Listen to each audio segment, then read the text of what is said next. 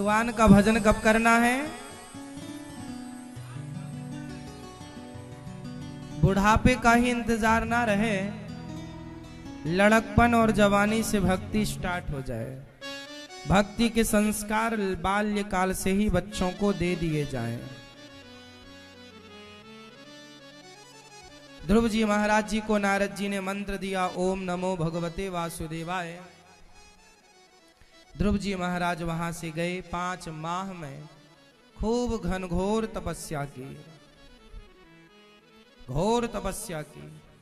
खाना पीना सब छोड़ दिया, प्राणवायु को रोक लिया। 5वें माह में पांव की अंगूठी के बल खड़े हुए और ध्रुव जी ने भगवान की स्तुति की, भगवान को पुकारा। ओम नमो भगवते वासुदेवाय का दिव्य मंत्र जपा। इंद्र आसन हिल गई। इंद्र बोले, प्रभु कौन है ये जो मेरी आसन हिला रहा है? भगवान बोले, मेरे भक्त की तपस्या के बल पर आपके संग ऐसा हो रहा है। इंद्र ने कहा, तो प्रभु जाकर दर्शन दो।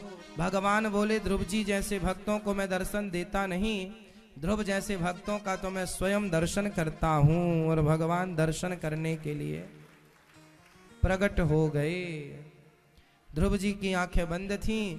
भगवान ने पुकारा, ध्रुव जी ने नयन खोले और ध्रुव जी ने भगवान की दिव्य स्तुति की। भगवान ने कपोलों पर शंख का स्पर्श कराया और ध्रुव जी ने जाग करके कहा,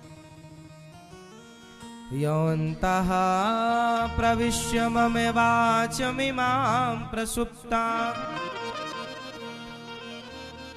संजीवयत्यखिल शक्तिधरः स्वधाम्ना अन्यास्तहस्तचरणश्रवणत्वगादीन् प्राणान्नमो भगवते पुरुषाय तुभ्यम्। मेरे अंतःकरण में आप बस जाइए, अंतःकरण में समा जाइए प्रभु। ध्रुव जी ने भगवान की दिव्य स्तुति की। ध्रुव जी के तप के बल से भगवान प्रकट होते हैं और ध्रुव जी को कहते हैं, पुत्र कोई वरदान मांगो। ध्रुव जी ने कहा, प्रभु भला आपसे हम क्या मांगे? आप देना चाहते हैं तो हमें बस अपना दर्शन देते रहिए। भगवान ने कहा, तुमने राज्य की कामना से तप किया, जाओ हम तुम्हें अखंड राज्य देते हैं। 36,000 वर्षों का भगवान ने ध्रुव जी को अखंड राज्य दिया। ध्रुव जी तप करके जब गए, भगवान ने कृपा की, पिता ने उन्हें राजा बना दिया। ध्रुव जी का विवाह हुआ। गृहस्थी में रहकर उन्होंने खूब यज्ञ जब तप किया और उनके भाई को यक्षों ने मारा तो ध्रुव जी ने यक्षों को मारा। कुबेर जी ने, मनु जी ने उन्हें समझाया और वो समझ गए। इससे कुबेर जी ने प्रसन्न होकर उन्हें भक्ति का वरदान दिया। इन्हीं ध्रुव जी ने अंत में अपनी मृत्यु के सिर पर पांव रख के भगवान के धाम मां के सहित चले गए। आज भी ध्रुव तारा बन के चमक रहे हैं। बोलिए ध्रुव जी महाराज की। भगवान इन्हीं के वंश में प्रचु भगवान हुए, जिन्होंने 10,000 कान मांगे, प्राचीन बरही हुए। नारद जी ने दिव्य उपदेश किया। मनु प्राचीन बरही को नारद जी ने पुरंजन और पुरंजनी की कथा सुनाई। प्रियव्रतो भागवत आत्मा रामः कथम मुने ग्रहे रमत यन्मूलः कर्म बंधा पराभवः।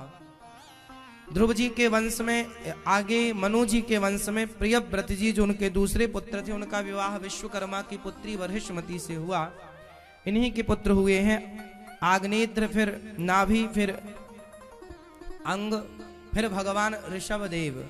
बोलिए ऋषभदेव भगवान की जय। इनके ऋषभदेव भगवान के इनका विवाह इंद्र की पुत्री जयंती से इनका विवाह हुआ और ऋषभदेव जी का के बड़े पुत्र का नाम हुआ है भरत।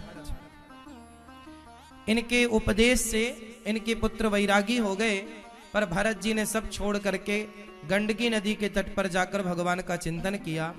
पर एक मृगी पानी में बहने लगी और उसका बच्चा पानी में ही, गंडकी नदी में ही उसका बच्चा पैदा हो गया। मृगी तो मर गई, पर जो मृग का बच्चा था वो पानी में बह रहा था। तो भरत जी ने उसे दयावश बचा लिया। अच्छा, कोई पानी में बह रहा हो तो आपने बचा लिया, तो आपने बहुत अच्छा काम किया कि किसी के प्राणों की आपने रक्षा की।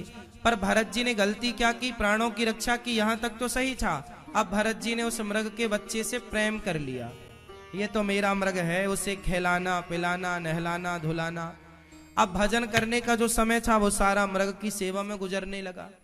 अब भगवान से मन हटा और मृग में मन लग गया। बात समझ रहे हैं आप लोग? ये संसार बंधन क्यों है?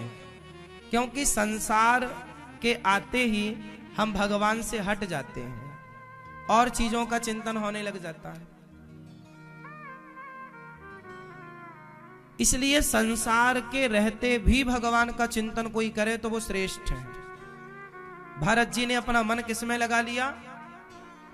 एक मृग के बच्चे में। जान बचाई थी, यहां तक अच्छा था, पाला पोसा अच्छा था, लेकिन बाद में उसे मृग के झुंडों के साथ छोड़ देना था। आप जबरदस्ती उससे आसक्ति क्यों करते हैं? अच्छा, एक बात बताएं, आप किसी से आसक्ति मत करो। इस संसार में कौन आपका है, जरा मुझे बताओ। बोलो।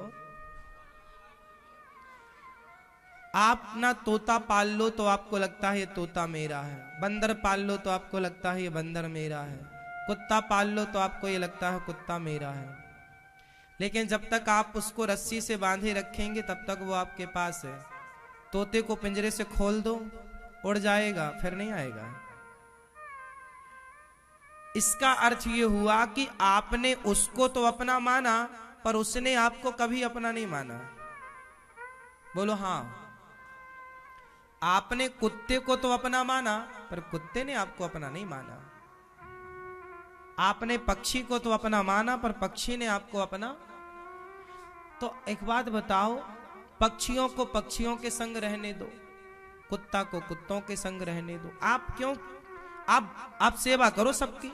कुत्ते को रोटी की जरूरत है दो, पक्षी को दाने की जरूरत दो, अब पानी रोटी सबको दो, सेवा सबकी करो, पर किसी से आसक्ति मत रखो कि ये मेरा तोता के, मेरा कुत्ता के, मेरी स्त्री के, मेरा पुरुष के, मेरा बच्चा। सबकी सेवा करो, सबके साथ अच्छा व्यवहार करो, पर अटैचमेंट किसी से ना हो।